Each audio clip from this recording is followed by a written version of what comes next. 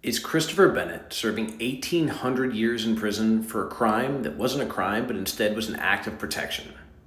Because this is Christopher Bennett, both back in 2003 and here in more recent years because he's now been in prison for 22 years. And there are things that are up for debate, things that he says or the family says, the police say or the prosecutors say, but what is not up for debate is that on July 25th, 2003, he entered the home of his stepfather where he took his stepfather's life.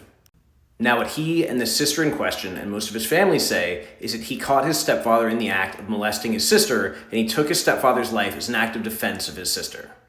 The prosecution claims a different series of events and different intention of motives, but what it comes down to is Christopher was charged and he was given the option: plead guilty and receive 3 life sentences or 3 600-year sentences, a total of 1,800 years, or plead not guilty and face the death penalty and possibly lose his life over this offense.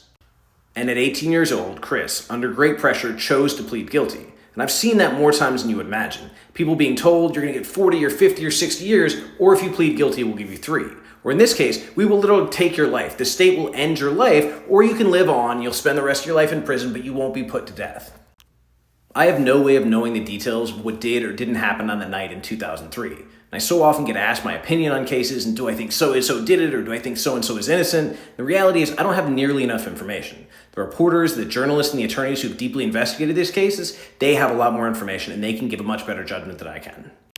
But the point is, whether it happened to Christopher Bennett or not, whether he is in fact innocent or not, it happens all the time that people face extreme sentences and they're told, hey, but we'll keep you alive, or we'll knock it down to 3 years or 2 years or 6 months if only you plead guilty.